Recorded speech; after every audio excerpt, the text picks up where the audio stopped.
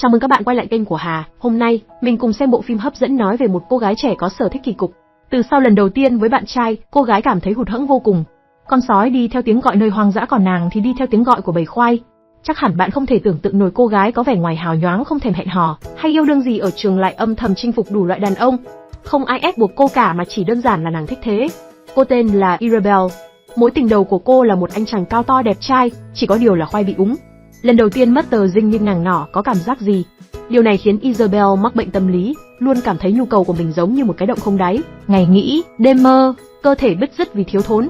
Vì vậy cô đã quyết định chia tay với tình đầu. Cô dùng cách riêng của mình tìm cách lấp đầy khoảng trống. Isabel đăng ký thông tin trên mạng, bắt đầu con đường sai lầm của mình.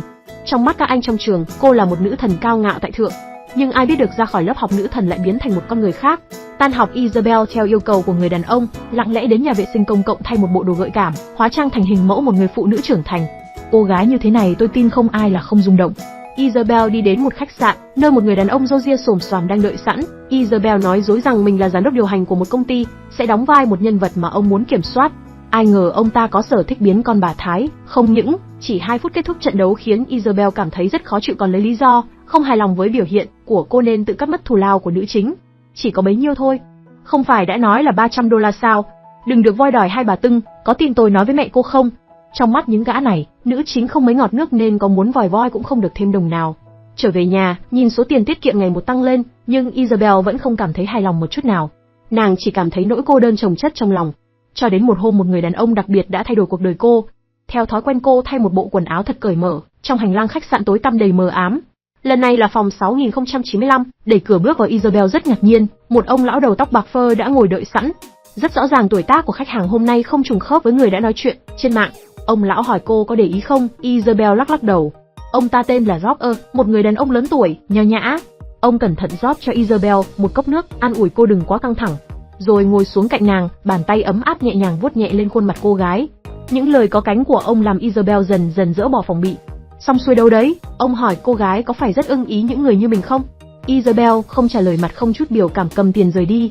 Nhưng trên đường trở về, khi nhớ lại cảm giác mình đã trải qua cùng người đàn ông mới gặp, thật là một trải nghiệm đáng nhớ trong sự nghiệp bán hoa nuôi miệng của nàng. Tưởng rằng sẽ không còn có cơ hội gặp lại đối phương, cho đến một hôm bố mẹ đưa cô đến một buổi hòa nhạc. Cả nhà vừa ngồi xuống, Isabel nhìn thấy Roger cùng một cô gái trẻ ngồi ở phía trước. Sợ bị đối phương nhận ra mình, cô gái cúi thấp đầu trong lo lắng. Ấy thế mà sau buổi biểu diễn, cả hai không hẹn mà gặp trong một lối rẽ. Hai người nhìn nhau, trên khuôn mặt Roger cũng lộ vẻ hoảng sợ.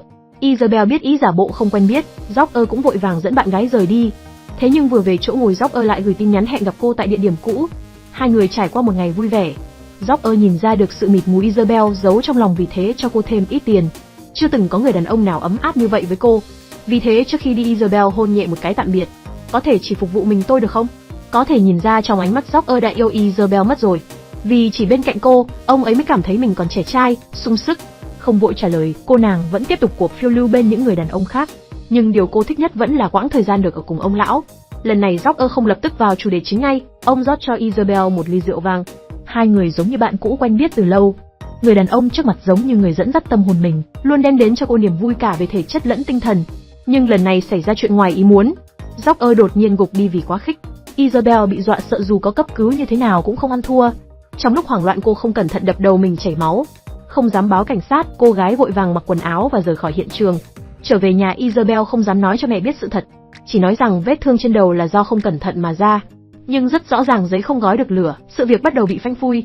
Cảnh sát thông qua camera giám sát của khách sạn đã tìm tới nhà cô. Cảnh sát thông báo nghề nghiệp đặc biệt của cô gái với mẹ của nàng khiến bà muốn xỉu. Không chỉ có vậy, cô còn là nhân vật bị tình nghi trong vụ án của ông lão. Bà mẹ không thể tin nổi đứa con gái xuất sắc của bà lại có thể làm những chuyện sai lầm đến thế. Đến khi mọi bằng chứng được làm rõ, cảnh sát tìm thấy ảnh và video của con bà cùng với số tiền tiết kiệm của cô gái. Bà mới dám tin đó là sự thật.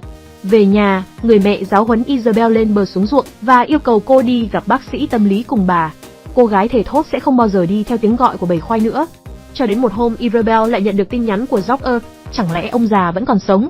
Ôm lòng hiếu kỳ, Isabel đến khách sạn quen thuộc kia. Một quý bà đầu tóc bạc phơ trông rất có khí chất xuất hiện. Thì ra bà chính là vợ trước của Roger. Chính bà đã hẹn gặp cô với ý muốn tìm hiểu về người con gái cuối cùng đã ở bên cạnh chồng bà. Bà nhìn cô gái trẻ Isabel và lộ rõ vẻ xúc động, vì Isabel có nét giống bà hồi còn trẻ. Xem ra sở thích của Roger trước giờ chưa từng thay đổi. Cuối cùng, bà mời cô gái đến căn phòng 6095 một lần nữa.